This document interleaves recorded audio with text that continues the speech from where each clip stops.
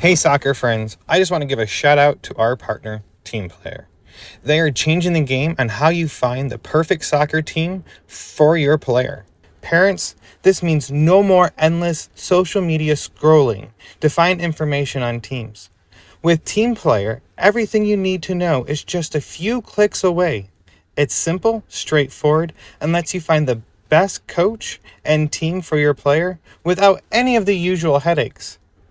And coaches, we all know how tough it can be to get your team noticed, but when you subscribe to one of Team Player's team plans, you instantly get access to set up an online team profile that allows you to reach more potential players and showcase what your team is all about. It's super easy and lets players and parents see why your team could be the right fit for them. And if you sign up using the promo code PITCH, you can try any team plan free for 1 month. So whether you're managing a team or searching for one, come on over to www.teamplayer.us. That is TEAMPLAYR.US. And come give Team Player a look. Family-owned Soccer Innovation is your go-to source for top quality equipment. Whether you're a player, a supportive family member, or a dedicated coach, they have everything you need to elevate your game. For players, their innovative equipment are designed to boost your skills and performance on the pitch. From their agility cones to their portable goals, they have you covered. And family members, they offer durable equipment that's built to last because we know your support is critical to your player. Coaches, trust me, they can provide the equipment you need to run effective training sessions and shape the next generation of soccer players. Visit Soccer Innovations at soccerinnovations.com to start elevating your game with them. And if you use the code PITCH, PITCH, you can receive up to 10% off your next order.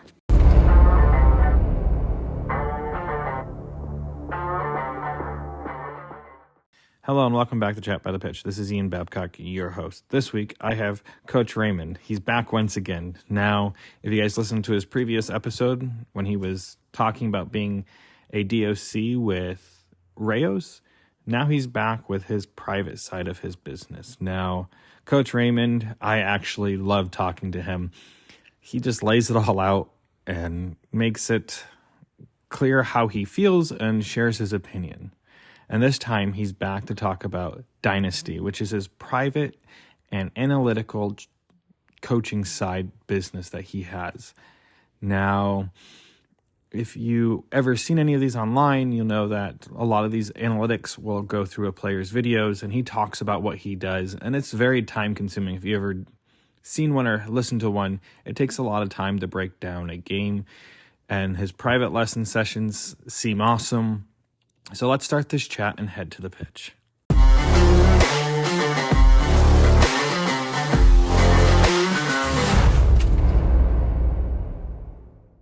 Coach Raymond Martinez. I'm currently offering private lessons, video analysis, technical training with Dynasty Football Training, or DFT for short. And I got about 15 years of experience coaching competitive. 2023 Competitive Coach of the Year for North Texas. And I'm now trying to kind of expand my coaching away from the club scene and trying to get into the more private, small group um, training sessions, only because I saw there was a need for it, because I see a lot of technical issues with players at a competitive level that could have easily been taught as far as fundamentals on technique at a younger age, but they weren't covered. They were skipped. So I feel like there's a need out there for technical training, skills training, um, to try to get these players a great foundation before they can move on to competitive play. Um, So that's kind of why I've started to go into that side.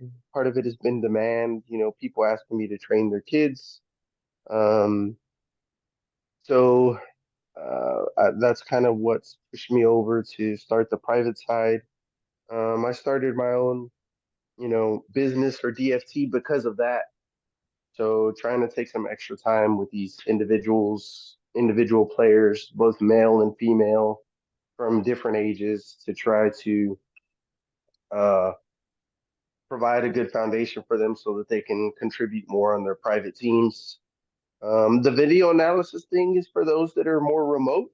Seems to work well for that, or those individuals that maybe know about me as a coach, but are remote. So I have a couple clients in Mineral Wells, Waxahachie, Dallas, that will send me film maybe once every 6 months, and I can analyze the film for them and give them feedback that they can provide to their coaches, or that they can take and try to change what they're doing during matches, to try to give themselves either technical or tactical advantage.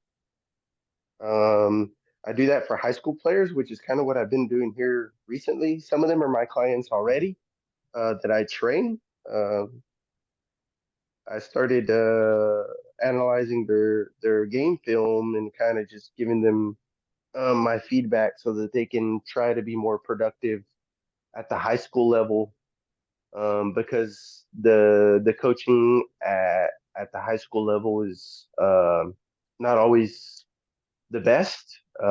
So trying to provide them feedback that maybe they're not getting from their high school coaches, and how they can improve and contribute more to those teams. Um, and that's kind of why I started it. Obviously, the area that I'm in, which is Fort Worth, Texas, is still a little bit behind Dallas, I would say, as far as football, and trying to have good platforms and good clubs here that we can build off of, and that can provide training and foundation that these players, that are really interested in the competitive play side, that they need. So there's a couple of clubs here, that could offer similar services. I am aware that there's also a couple of different coaches that do the same thing, which I think is great. But Fort Worth's big and it's growing, so I want to make sure that I have some kind of service offering for those that are interested in working with me. Um, so yeah, that's kind of why I started it, and we're still obviously I'm still in the early phases of it. My Instagram page, DFT or Dynasty Football Training, is still the only thing I'm pushing out there at the moment. Um, but more to come for sure. Awesome. You actually answered some of my questions before. So we'll start off with the private lessons because I feel like every kid, in my opinion, Hmm. there's not many kids that are so self-motivated. I know my son Hmm. would rather play with someone else than and work with someone else Yeah. than sitting down and doing it Hmm. by himself. And if Hmm. there's someone there to go work with, if it's me or a friend, he's more likely to go out there and play soccer. It's not so much he doesn't have the drive, I'm learning. It is he doesn't want to do it alone. He wants Right. the companion, the friendship, or someone helping him. As a parent, that is a person that has private coaching for my son. I see the importance of it. I see the importance of a player not having it versus a player having it. Yeah. I see the difference when my son goes to his private coach and when he doesn't. It's been about 6 months just because scheduling for us, Right. and who we go see is he's in Plano, and it, it does make a difference because you have the time. If it's an hour or 90 minutes with the player, you have the time to sit down and help them move through the phases. So, what is the Right. earliest you start off? Like, what's the earliest age you will take a player? The earliest that I'll typically start working with the player is 6 years old. So six has been my youngest client that I've had thus far. And that has been interesting. I don't have as much experience with kids, 6 to 8 years old. But thankfully, when you're working with them privately and it's just one or two, it's not difficult to keep their attention. The whole goal is more to try to make the training session fun and to try to maximize the amount of touches they can get and really work on dynamic movements, try to build their coordination up, their balance physically, um, and then give them some time with the ball. But like I said, at that age, it's really more about fun. Um, the feedback that I've gotten back from the parents has been really motivating for myself because it's difficult to measure the progression without seeing them play. But apparently, getting feedback from the parents, the progression is there. The players being more productive during matches, um, whether it's with his dribbling or his first touch or his communication on the field. There's progression, and that's great because that's what you want to hear as a coach. Whether you're a club coach or a private coach, you want to hear that there's progression in the player, that they're learning and they're improving. Um, so if that's the case, it kind of encourages you to keep doing what you're doing. Um, so yes, it's like I said, 6 to 8 years old is or some of the younger clients that I have. Um, And there are, like I said, at that age, it's more about fun, making sure they're having fun and enjoying the training session. Um, the more, strict, I guess, robust training sessions will come later in life. But when they're little, just trying to keep it fun and making sure that they're enjoying the training session is what's key. So at that age, my son was about five. I think he was about 5 or 6 when he got his first private coach, and it was Mm-hmm. because he went from rec to club, and club is more physical, and Mm-hmm. he didn't know how to use his body. And he goes, every time someone shoved him, he would come home saying those players cheated, and it took us about 2 months to find a private coach for him. Yeah. And we had one. We had the same coach for 3 years for him, 4 years Yes. for him, and eventually we parted ways last year, but because it was 4 years. But it was just to teach him how to use his body correctly, and that's Right. all we hired him for. And we ended up staying there for 4 years because his first touch got better, his passing got better, his soccer IQ was constantly growing because he was explaining the game to my son, and I'm an advocate for him if he can afford them. So 6. So as you progress, so let me go back a little bit before we progress. Everyone needs it for a different, every player needs a private coach for a different reason. Yes. And I think Yes. that's the thing parents don't understand. It Mm-hmm. is, oh, my kid has a private coach. Well, is it a private coach just to get him a private coach, or is it to make him Yes. better in an area that he's struggling in? Because I don't want to say, once the player learns to readjust and play the game how they should, other areas pop up that you'll see like, oh my goodness, now he's struggling in this area or she's struggling in this area. And how do you correct this?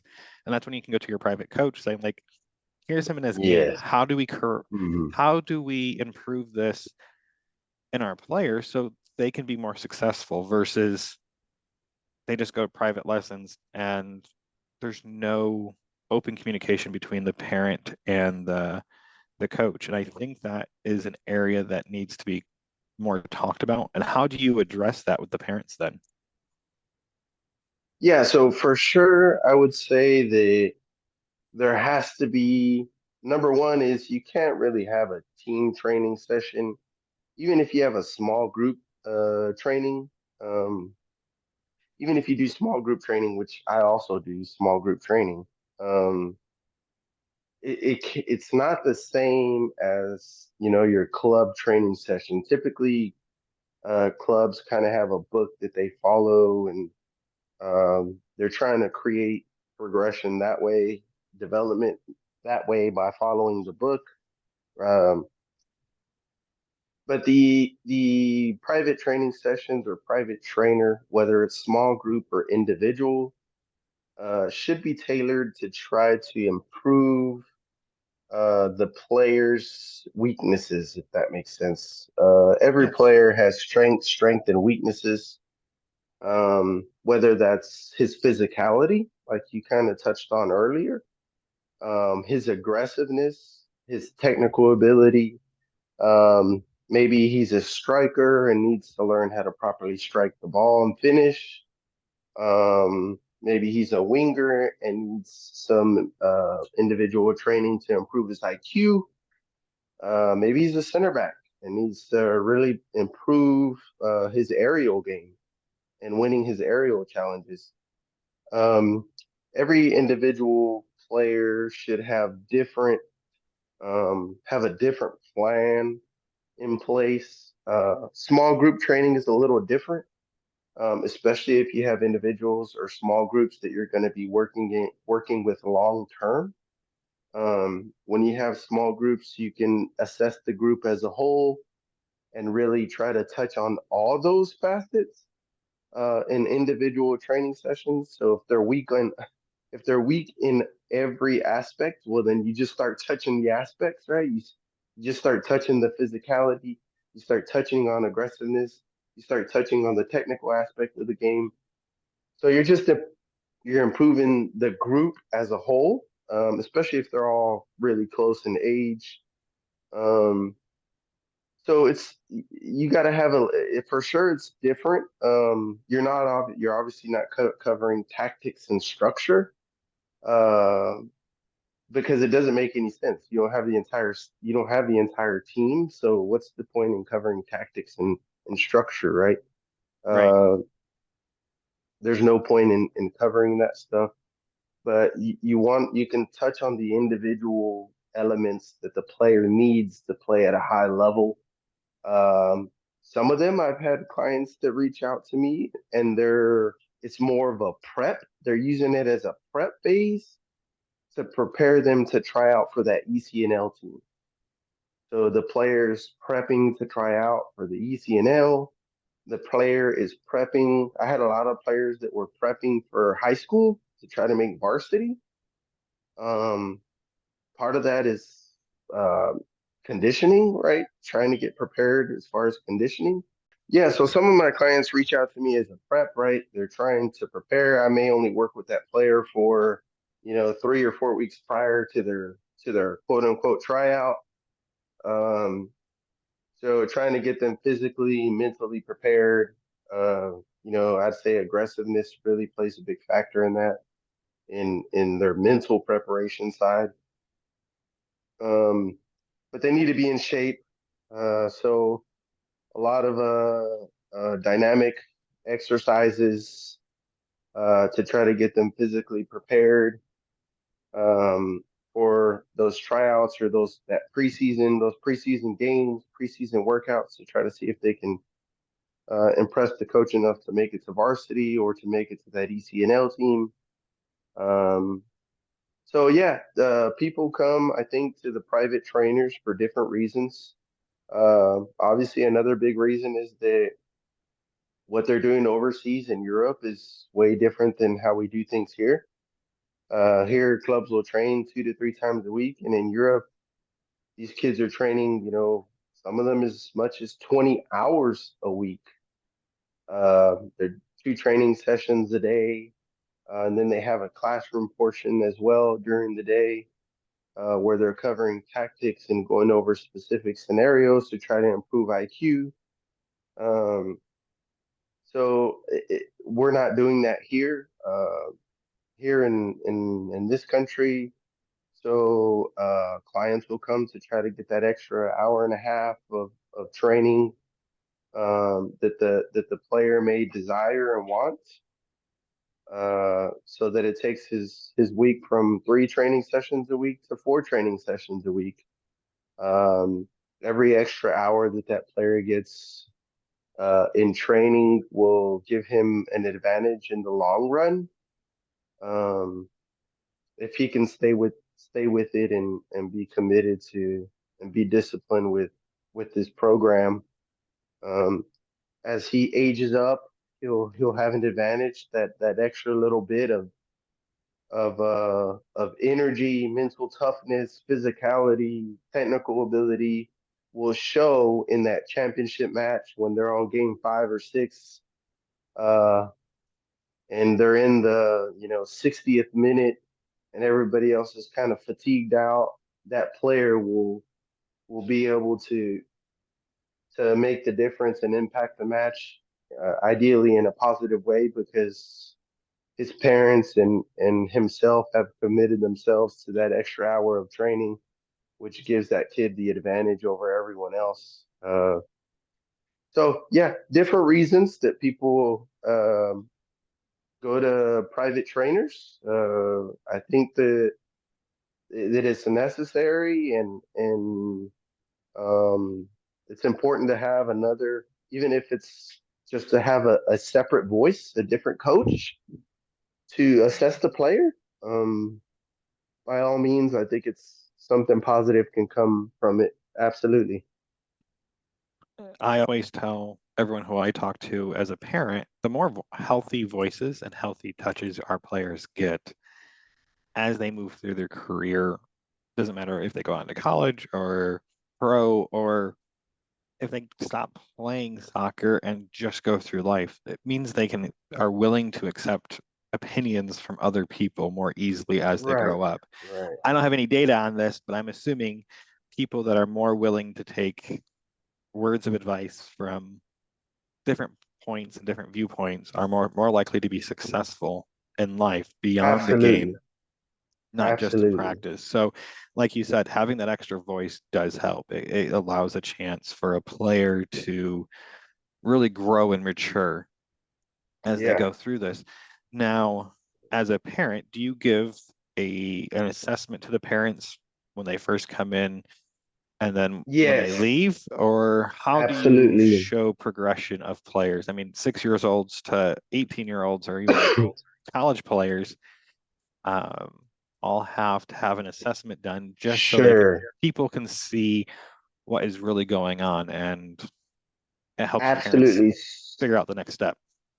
Yeah, so absolutely. So there is an initial assessment for sure. Um, I typically give that assessment verbally, and I also send it through text or through the application that I use to kind of keep track of all my private training.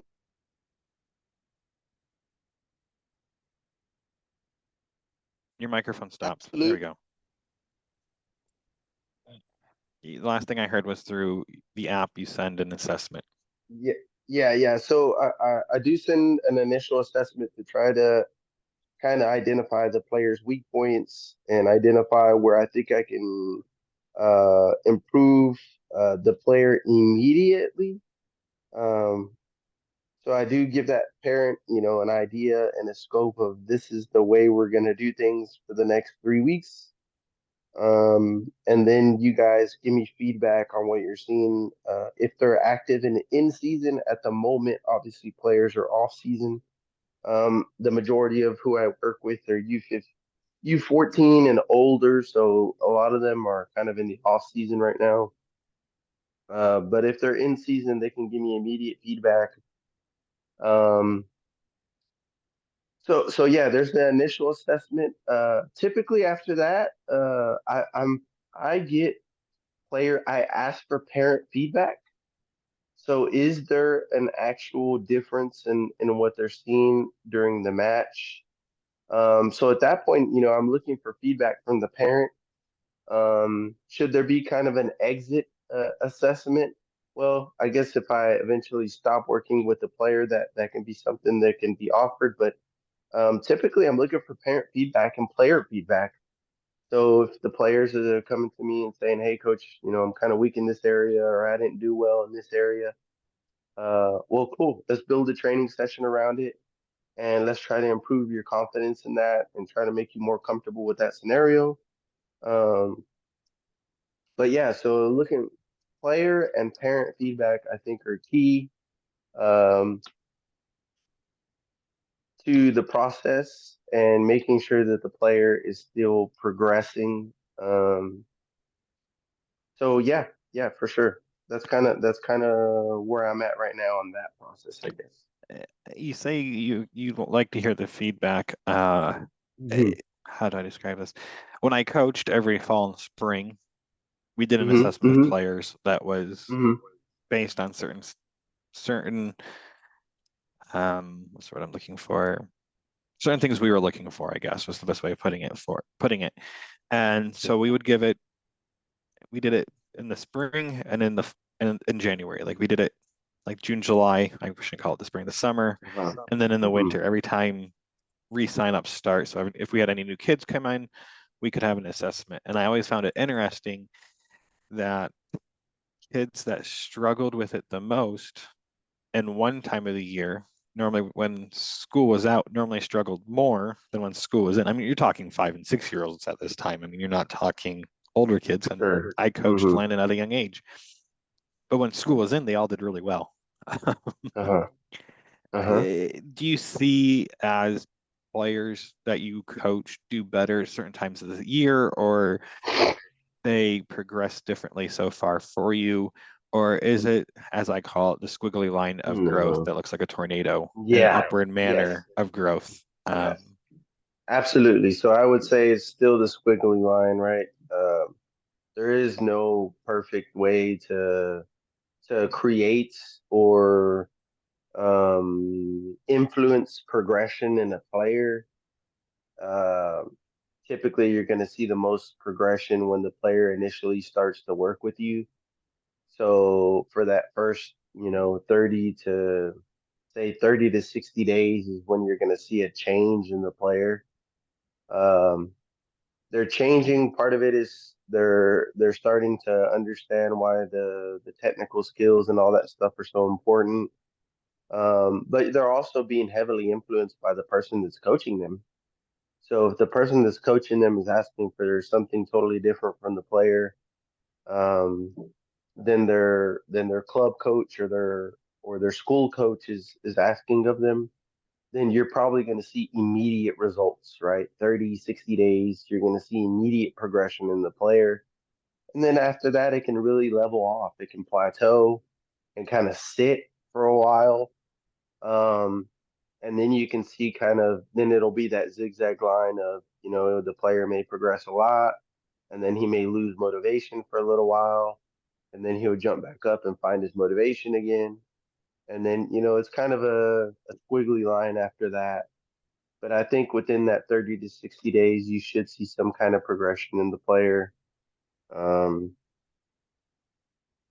that's kind of what I've seen as far as, the trend of what I've seen and the feedback that I've gotten.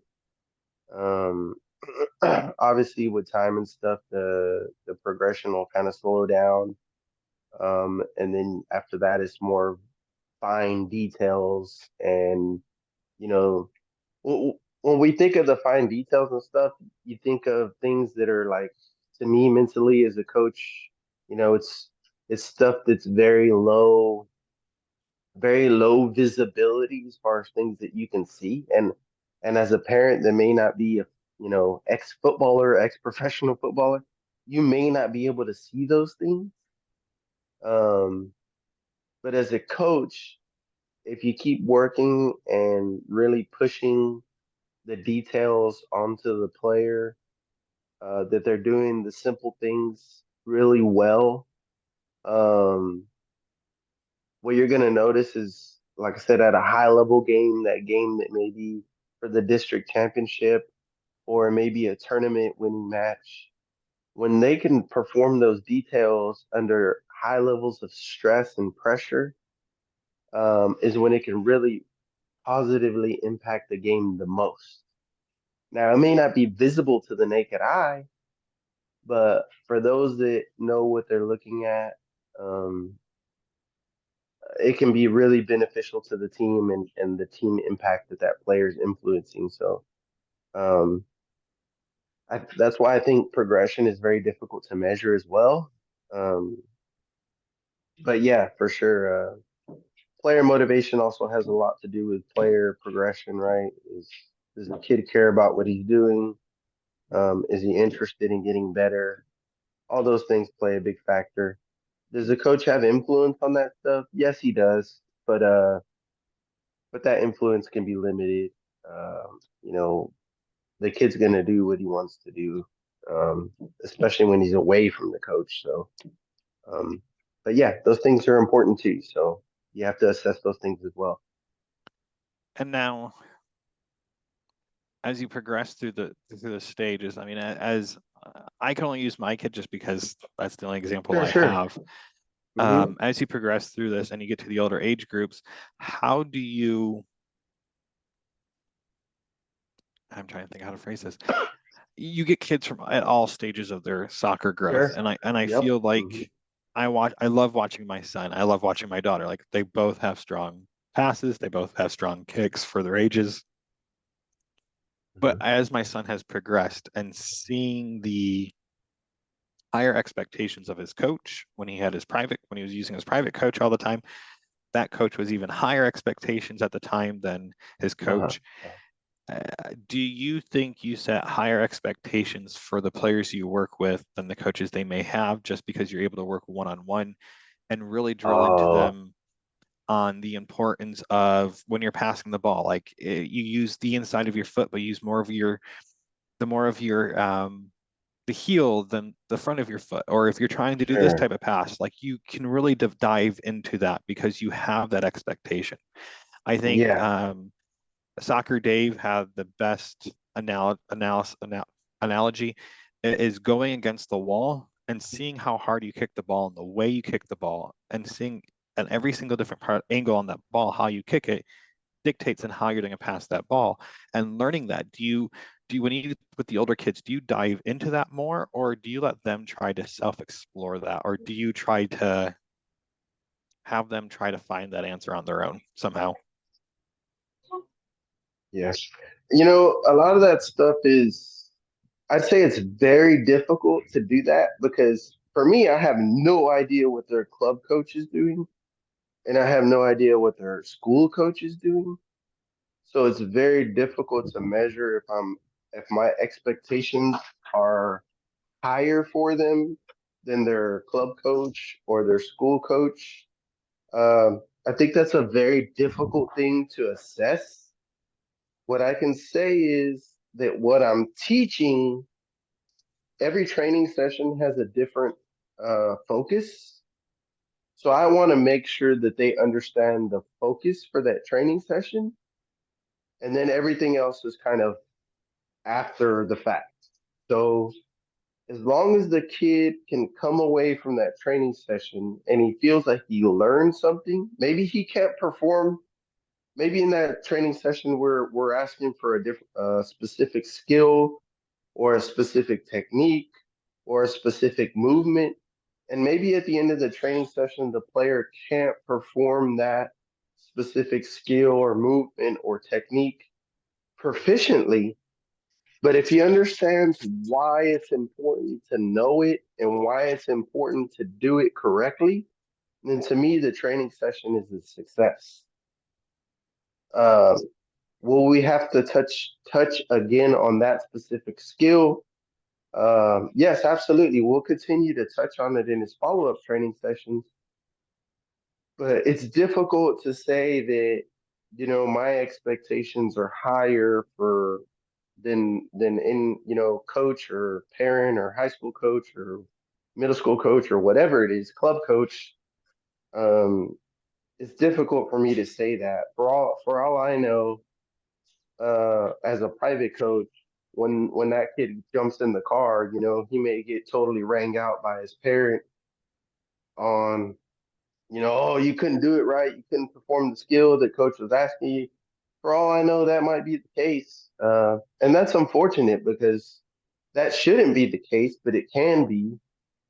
So technically, it's not the player's fault that they haven't learned the skill or haven't mastered it yet.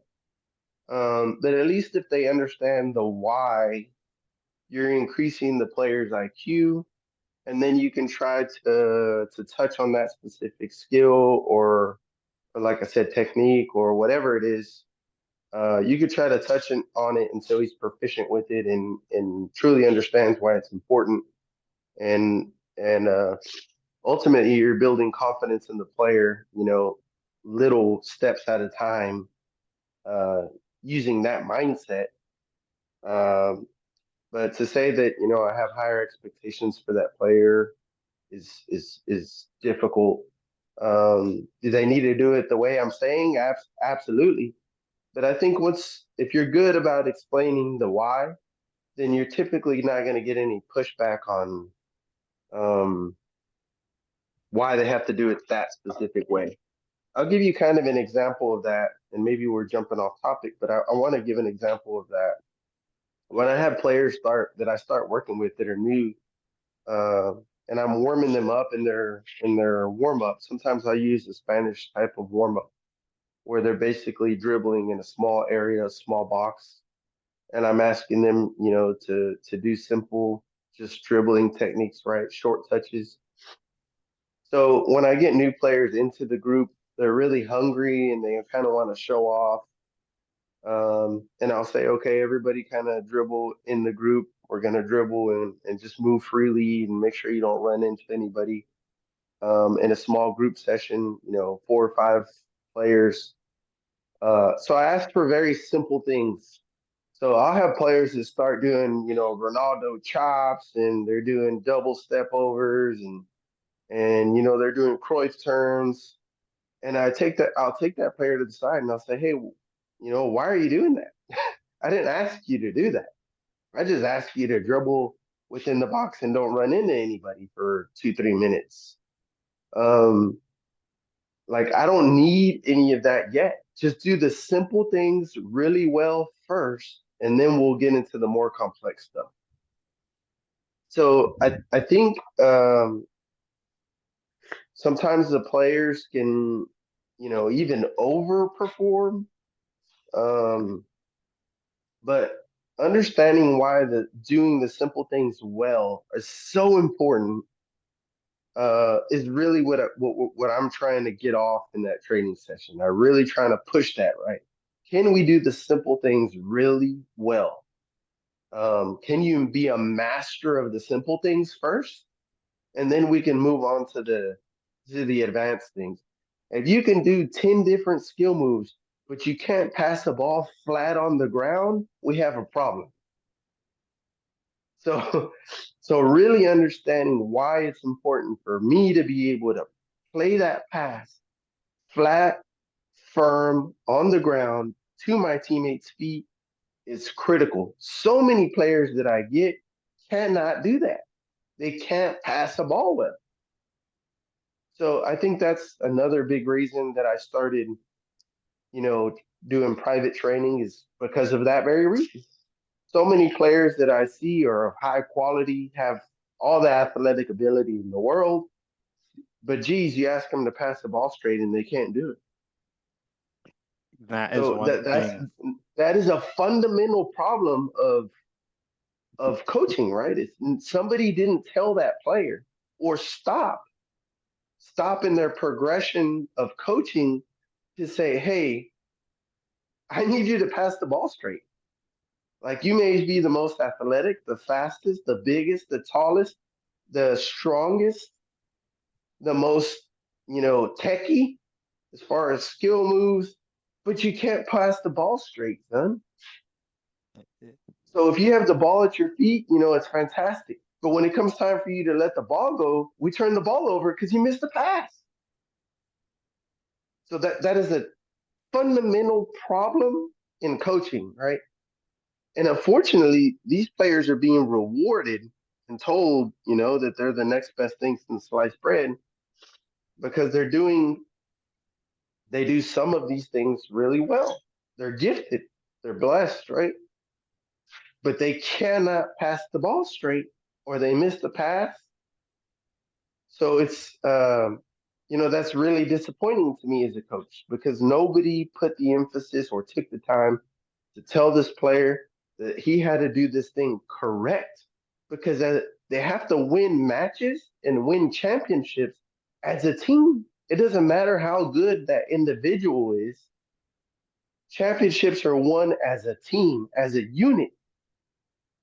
And unless somebody takes the time to stop this player and say, hey, you need to do this right, and we got to do it now because in 5 years, it's going to be very important to the next coach that gets, that whether it's your college coach or whatever, um, that's going to be very important to him.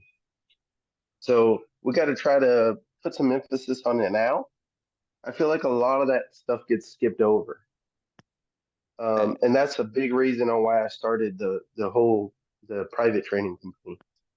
I think that goes back to what I was getting at. I don't think you may not know what the expectations of the coach is, but your Uh-huh. expectation is high enough because you're able to work on that one-on-one level. I think this is where parents get confused, especially once you hit U13, U14 age groups, that practices are tactical, team tacticals. It's not always working on Right.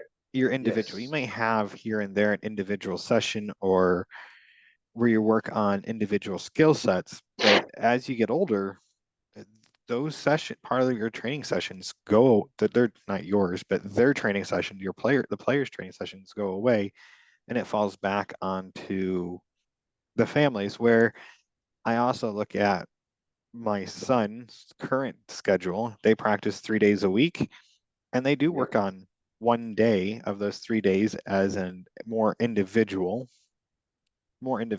looking at passing and making them think more on how to manipulate the ball than how to play tactically as a team. But it all goes Hmm. back at the end. Like they tie it in at the very end, what they worked on those individual skill levels and what they want to see them doing in their scrimmaging. And this is Right. where I feel like that separates different types of levels of coaching. And as a parent, it's like that's what I look at. And now, how is that being applied to my player, my son in this case, when he goes to his private lessons? I mean, I can't tell you how many private sessions I sat there, and all they do for a good 30 minutes is just passing drills, passing for 30 minutes straight. They don't stop. They no water break. I mean, in the summer, he gave a little bit more water breaks, but as soon as it got below 100 degrees, he was adamant about going about 30 minutes straight without any water breaks because he goes, when you play in a game, you don't get water breaks, bud. Absolutely. And Absolutely. he was very adamant his and I think parents need to take a step back and look at, like you said, like these kids Yeah. that play at a very high level, they're getting praised, can't even pass the ball. And this is where, Yes. and Yes. I think this is these kids today, it's like you watch them all pass, they all have an arc. No one can pass the Hmm. ball straight. Straight And I and went to, flat. right, flat, like a BB shot across the field. They all have this Hmm. beautiful little arch that ends up behind the player. And Hmm. in the air, and it's comical as a parent because I know my kid does it, and but it's like time and place. When you Yep. work with older kids, are you able to help them when you have their video assessment? Like if you sat down and gave them a video assessment and you work with Yes. them privately, are Hmm. you able to say, listen, go back to your video at this minute, why are you Yeah. arching the ball on your pass? Yes. Like, Absolutely. Absolutely. So I think and I'm speaking for myself, right? Myself specifically as a coach, I value players that can do the simple things right so much, so much. Now, the player may not be the best at other things. He may not be Messi that can take two guys and, take a shot on goal. But if he can pass, bring the ball down, control the ball, bring the ball down with both feet and pass the ball well, that player is so valuable. He may not move, but 5 to 6 feet. but good passers are so hard to find nowadays. But it's the fundamentals to having good midfielders. If you don't have good passers, like it's going to be difficult to have good midfielders. Um, anyway, jumping back to your question, when you assess the video, when I assess video, absolutely. So that's for sure a question I ask. Like, why did you lift the ball when you made this pass? Were you under pressure? If you were under pressure, okay, I get it. But if you're totally unpressured and the pass is uncontested, and you're standing there and your head's up and you're looking at the individual you're about to pass the ball to, and you lift it up, it just doesn't make any sense to me. It doesn't resonate with me. So why did you play that ball in the air? You set your teammate up for failure. He's going to have to take 2 or 3 touches to bring that ball down now, which takes time. And we all know that time equals space. So his space is closing as he's taking time to bring that ball down. If you would have played him a good pass, he could have made a good first touch and got into the box.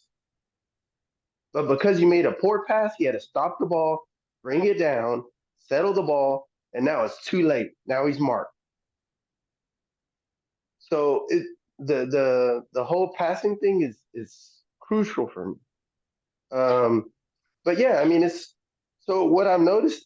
Another thing, Ian, that I've noticed is when I get new clients into the private training sessions, especially females for some reason, girls, because I have a girl group as well.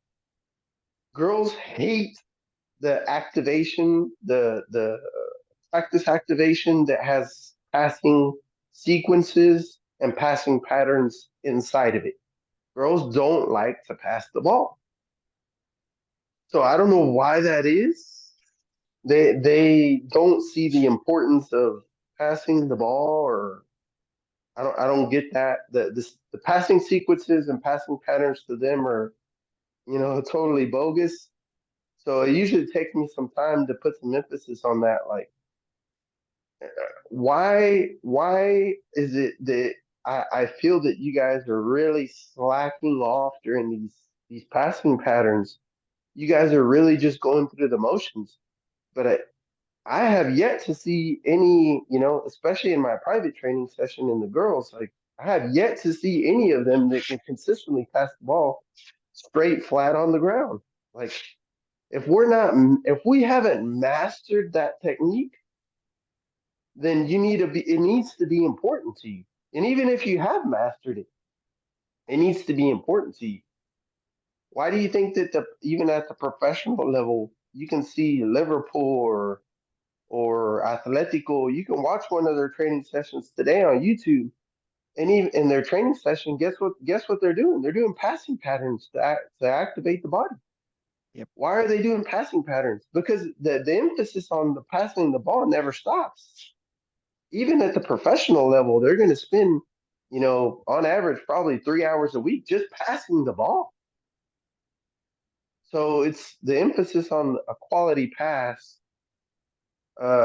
It's crucial. It's crucial to being able to play the game at a high level, right? Right. For themselves, for the individual player, and for the team as a whole, it's important that every individual player on that team can pass the ball well. It's critical. So, but yeah, I feel like it's one of those things that definitely gets overlooked and skipped over because there may be a lot of athletic ability or talent within the player, but it just gets overlooked. So, and but that's the American model. Bigger, stronger, faster is better. Forget technical side right, of it. right, That is what you hear in all the social media groups. It's like, yeah, these teams are dominating. It's like, but are they playing soccer? And that's how I right. look at this. It's my wife and I sit here and talk very heavily. It's like when we watch my daughter's team play, they play their formation when they, especially 4v4, when they're outside playing 4v4, Mm-hmm, it's fun to hmm. watch because they understand if they play the diamond shape, and if they understand if whoever is in the back runs the ball up, if they ran Hmm. up the right side, the person on the right needs to drop back now unless they moved up, and the Yeah. person on the left will have to drop back. Like, they truly understand that. The And they're, space, right? yeah, they understand space, and they're 6. And then I go watch my son's team, who is, they're 10 and 11-year-olds now, or going to be 10 and 11-year-olds, and it is hilarious because they bunch. And and it's nothing against them. It's whatever formation they're playing. They aren't used to it. They aren't used to learning to trust each other. And I mean, their team, his coach told us the other day, it was, this team had 2 players starting in June, and now they have a roster of 14 kids. Mhm. And it takes time to build that trust. It takes time for them to understand things. And I think kids, going back to your passing thing, they spend so much time on it because that first touch from the pass, not even the pass, then it's Oh, also for that sure. first touch. It's so Touch. Yep. critical. I find Right. it comical. Like, we watched my daughters play this week, and I'm like, there's kids on my son's team that still turn and square to the ball to receive it, Right. when all they had to do is take a half step and be 50-50, like Mhm. right shoulder to left shoulder to the goal, to Right. the Yeah. goals, Receiving and on their back foot. Yeah. receiving on their back foot and going forward, or letting it go beyond them and taking the ball. Like, they have to have that confidence to do that. And I kind of find it comical because that first touch from that pass, and like you said, passing is so important. If they can learn to just trust themselves, taking that correct first touch off those passes Yeah. is so critical, just as much as that Oh pass. yeah. But if you aren't getting the Yes. pass in the right spot, the first touch won't matter Right. anyways. Yeah. It's not gonna happen. Yeah. It's not gonna happen. So if you're if a player is opened up and his hips are open to receive on his back foot, but the pass is not where the player wants it, it doesn't matter. None of it matters. Right. So that's why there's so much emphasis on the pass. But the pass is the passing technique with both feet is critical to every aspect of the game because passing also transitions over to finishing. Yes. You don't always So have if you're a to. good passer, you're probably going to be a good finisher. Yes. So and when I spot and Ian, it's important that when we talk about passing, there's all types of passing. There's not just one technique to passing. There's No. passing inside the foot. There's passing with the laces. And then there's also passing aerially, right? There's Right. the chip. There's the long switch that we see. And then there's various passing techniques. So the question becomes, can the kid perform all of them? Not just Right. one. So absolutely, during the activation phase in a training session, are you covering all the passing techniques, or are you just covering one? Because we could I sit here and walk passing with the outside of the foot. I mean, there's various passing techniques. You know, I cover passing with the chest, passing with other parts of the body. So passing with the chest, passing with the head. You really have to cover all facets, and of course, the head is not until they get into older age groups, but they need to understand how to play and pass the ball with every part of their body, not necessarily just their feet. Yes. So some of that goes back to creativity, right? Is the player creative enough? But in Europe, they teach those things. They're teaching them how to pass with the outside of the foot. They're teaching them how to heel pass. They're teaching them how to pass with their chest when that ball's in the air. They're teaching how to receive with the chest and then pass with the head, which is a difficult skill, and most players won't. Here in the states, most players won't do that. They're not going to receive with their chest and then pass it with their head. You're not going to see that very often. But we cover those things in the training session because, as you know, it's very difficult to, in a game scenario, it's very difficult to do anything perfect. So you have to try to cover uncomfortable situations for them as well. Can you pass the ball well in an uncomfortable situation? So the difference between you passing that ball well and not passing that ball well may be the difference between us winning 1-0 in a difficult match. Right. So the emphasis on that, like I said, and going back, a good passer is probably going to be a good finisher. So when that player is presented with the opportunity to finish, if he's a good passer, he's probably got a higher percentage chance of putting that ball in the back of the net because he's comfortable with this technique and he's covered all the bases. So he can pass with his laces, he can pass with the inside of his foot, he can pass with the outside of his foot, he can pass with the three toes on the outside, which we in Spanish we call it tres dedos. He can pass it with his head. So whatever scenario he's put in, when he gets in that box, he's going to be comfortable using that technique to put that ball in the back of the net. Right. Uh, yeah, I mean, it just it kind of trickles over into everything else. So we talked about finishing there for a little bit. And do you go through finishing drills? Do you go through, how do I describe it? Different type of scenarios in the box, or do you work on PKs with these players, or do you, like you said, like passing such a critical thing? Like if you can pass the ball well, they normally can finish just as well as Right. they can pass because they have, like you said, the confidence and the accuracy in themselves to do it. Do you go through finishing Right. drills, and do you go through? Yeah. So the only absolutely we have to cover finishing. There is a difference between finishing and passing. And the biggest difference between finishing and passing is pressure. So typically, as you move up the pitch as a player, so if you're a center back, you're always going to be, you're always going to have more time and space in theory, unless the team is in a full press. That's in the story. The midfielders are going to typically they'll have more pressure, and then the strikers are always going to have the most pressure. So the number 9, the 7, the 11, the wingers, they're always going to have the most pressure. So as you're moving up the pitch, the pressure changes. So with that said, you have to put the players in a training scenario under high levels of stress or high levels of pressure so that they can be comfortable finishing in that scenario. So uncontested finishing drills are very important, but contested finishing drills are probably even more important. Because I've never seen a number 9, unless it's a breakaway, right? And it's a long pass forward, but even there's pressure.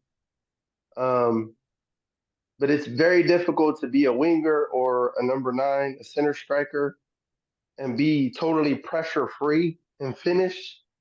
There's almost always going to be a high level of pressure on that player. So pressure is going to be a big facet of proper finishing drills, in my opinion.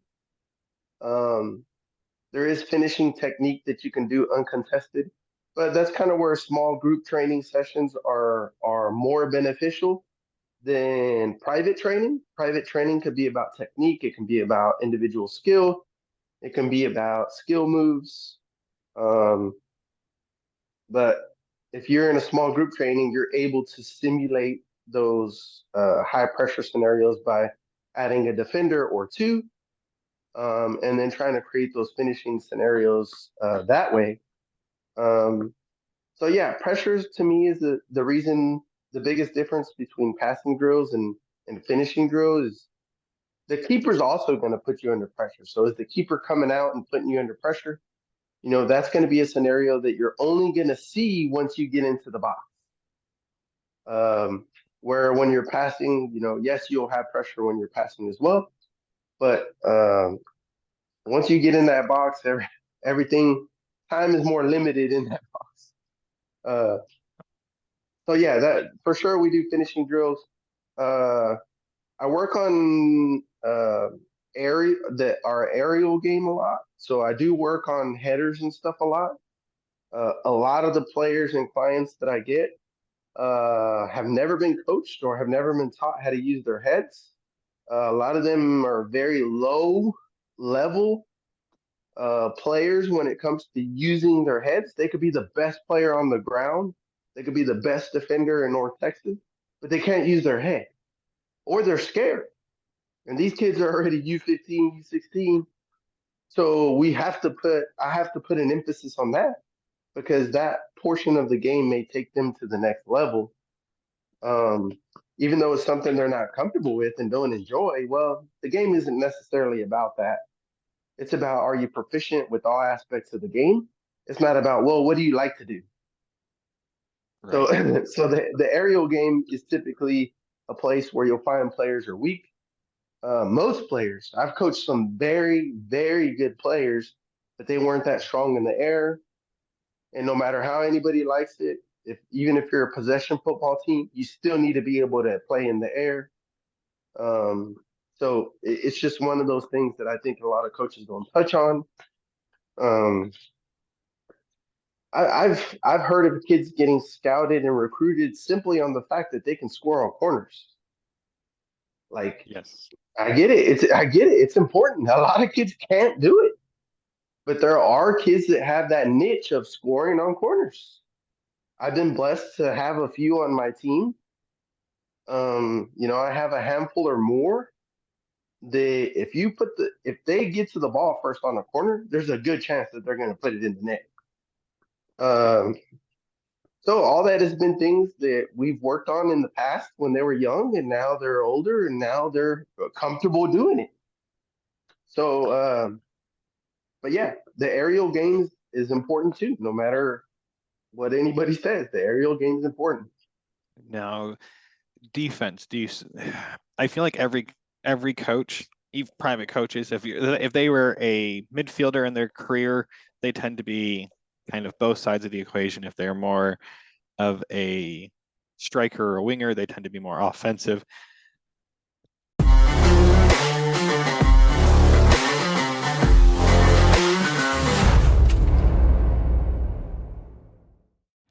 Hey, I know that everyone it will hate me for just chopping it off. We're getting deep into conversation, and I know that this is something that we kind of get off tangent with, but we talk very deeply about what he's doing and gives you a good idea what his philosophy is. So catch him next episode. Hey everyone, if you guys have enjoyed this podcast, have enjoyed what I've been trying to do, the messages that I'm putting out there, please give me some ratings, some stars on all the podcast sites that you listen to this on. Give me a review, share with others. The more I can make this grow, the more I can continue doing this. I'm really trying to make a difference in our soccer community. So I hope you guys have enjoyed all this. And until next time, I'll see you at the pitch.